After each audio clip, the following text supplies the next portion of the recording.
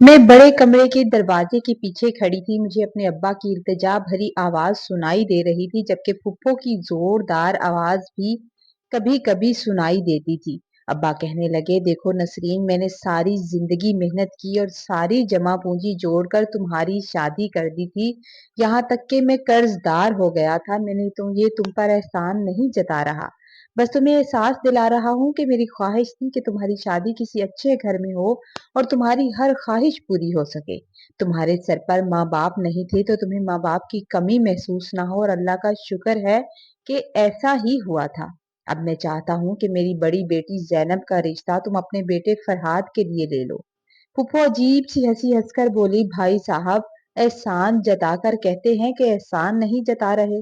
मैं तो इतनी खूबसूरत थी कि मुझे रशीद के घर वालों ने खुद ही पसंद कर लिया था और मेरी किसी हीरे की तरह कदर करते हैं। और आपकी ज़ैनब तो मामूली सी सूरत की है और मेरा बेटा तो खूबसूरती को बहुत पसंद करता है। अब हम में और आप में बड़ा फर्क है। मेरा बेटा कभी नहीं चाहेगा कि मैं किसी रिक्शे वाले की बेटी को अपनी बहू बना लूं। फूफो की बात से ज्यादा उनका लहजा मजाक उड़ाने वाला था। मैंने पलट कर देखा तो मेरी माँ भी आहिस्ता से अपने आंसू साफ करने की कोशिश कर रही थी। एक दफा तो मुझे बहुत गुस्सा आया और मेरा दिल किया कि मैं कमरे में जाऊं और फूफो को आईना दिखाऊं, मगर मैं अपने अब्बा की वजह से खामोश खड़ी थी। मेरा नाम जैनब है और हम तीन बहनें थी। मुझसे छोटी सारा थी और सारा से छोटी हरम थी। अब्बा रिक्शा चलाते थे और बहुत ही मेहनत मजदूरी से हम सबका पेट पालते थे। शाम को जब वो काम से थक कर आते तो चारपाई पर लेटते ही सो जाते थे। ये देखकर मुझे दुख होता था कि मेरा बाप अकेला हम सबके लिए इतनी मेहनत करता है। अब्बा के इतने अखराजात नहीं थे कि वो हमें पढ़ा सकते। मैं और मेरी एक बहन मुश्किल से मैट्रिक की थी, वो भी घर पर ही रहकर। हाँ, छोटी सारा अब गवर्नमेंट स्कूल में जाती थी। अब्बा की एक ही बहन थी। जब दादा दादी की डेथ हो गई तो उनके बाद अब्बा ने उनको माँ और बाप दोनों बनकर पाला था, और उनकी हर ख्वाहिश को पूरा करना वो अपना फर्ज समझते थे। पुप्पो की हर ख्वाहिश को पूरा किया गया। उनकी शादी एक अच्छी फैमिली में की गई। उनके शोहर का इलाके में बड़ा नाम था। अब्बा को अब मेरी शादी की फिक्र रहने लगी थी और मेरे दो एक रिश्ते रिश्ते देखे भी थे, लेकिन मेरे बाप का दिल था कि मैं भी ब्याह कर अपनी फुफ्फो के घर चली जाऊं और फुफ्फो की तरह खुश रहूं। मगर फुफ्फो को अब हम गरीब अच्छे नहीं लगते थे। उनके घर में कोई फंक्शन होता तो वो सिर्फ अब्बा को बुलाती थी और अब्बा का कोई सूट पहले ही भेज देती थी कि ये वाला सूट अब्बा को पहना कर भेज देना और तुम लोग साथ मत आना, मेरी बहुत बेइज्जती होती है। ये देखकर हमारा दिल बहुत दुखता था। हम कभी अब्बा से शिकायत भी करते तो अब्बा कहते, बेटा वो ऐसी नहीं है, बस वो ये चाहती है कि हम लोगों को उसके ससुराल वाले कोई बात ना करें।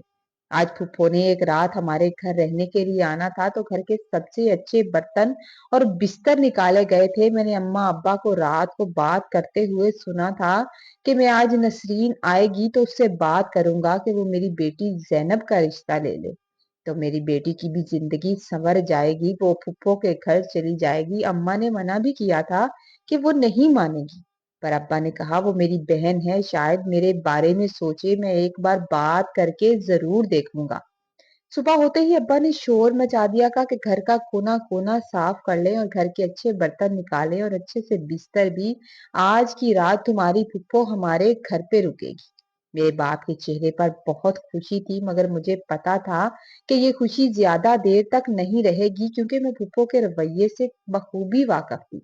फुफ्फो आई तो उनका किसी मुअज्जज मेहमान खसूसी की तरह इस्तकबाल किया गया। लेकिन खाना खाने के बाद जब अब्बा ने उनसे बात की तो वो मेरे बाप का मजाक उड़ा रही थी कि वो मुझे बिल्कुल पसंद नहीं आ रहा था। अब्बा हमेशा हमारे सामने अपनी बहन का मान रखते थे, मगर उनकी बहन ने जरा सा भी उनका मान नहीं रखा था। मैं जब कमरे में चाय लेकर गई तो मेरे बाप का चेहरा मुरझाया हुआ लग रहा था, क्योंकि फुफ्फो ने साफ इनकार जो कर दिया था। फुफ्फो गौर से मेरी तरफ देख रही थी। मैं जल्दी से वहां से उठकर आ गई। थोड़ी देर के बाद फुफ्फो का बेटा अशर उनको लेने आ गया था। जाते हुए उन्होंने ये कहा था कि वो एसी में सोने की आदी हैं, यहाँ उनको नींद नहीं आएगी।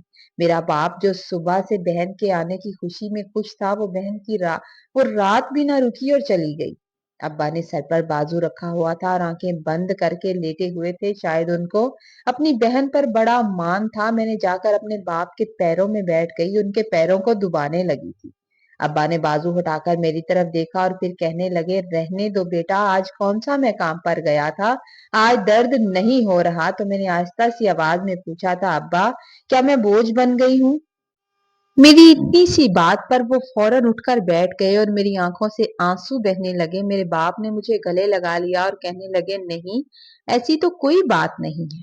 मैंने कहा, फिर आप मुझे जबरदस्ती फूफो को क्यों देना चाहते हैं, जो हम गरीबों से रिश्ता रखना ही नहीं चाहती? मेरे बाप ने मेरा चेहरा अपने दोनों हाथों में लेकर कहा था कि आज के बाद मैं उससे ऐसी कोई बात कभी नहीं करूंगा।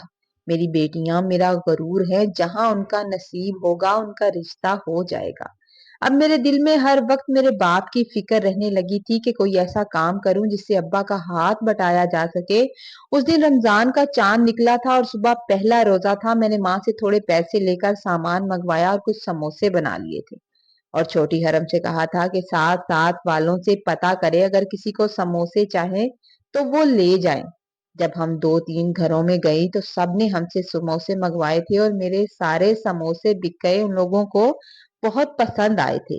अगले दिन ये बात हमारे पूरे मोहल्ले में फैल गई और सबने खुद ही बच्चे भेजकर हमसे समोसे मंगवाए। अब हम हर दिन और ज्यादा समोसे बनाने लगे थे और हमारे सारे समोसे बिक जाते थे।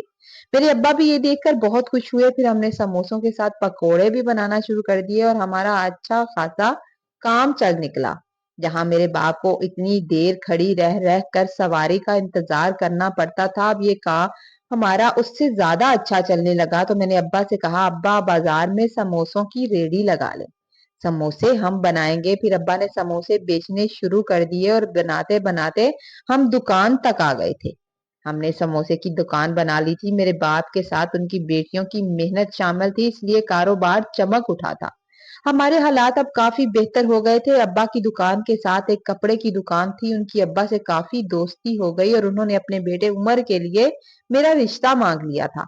उन लोगों को जहेज का भी लालच नहीं था। मेरी मंगनी हो गई और जल्द ही अब्बा ने सादगी से निकाह कर दिया था। मेरा फर्ज अदा होने पर मेरा बाप बहुत खुश था और मैं यहाँ आकर बहुत खुश थी, क्योंकि उमर बहुत अच्छा इंसान था। उमर से छोटा फारस भी पढ़ता था। मेरी सास को मैं इतनी पसंद आई कि उसने मुझसे छोटी सारा का भी रिश्ता मांग लिया था।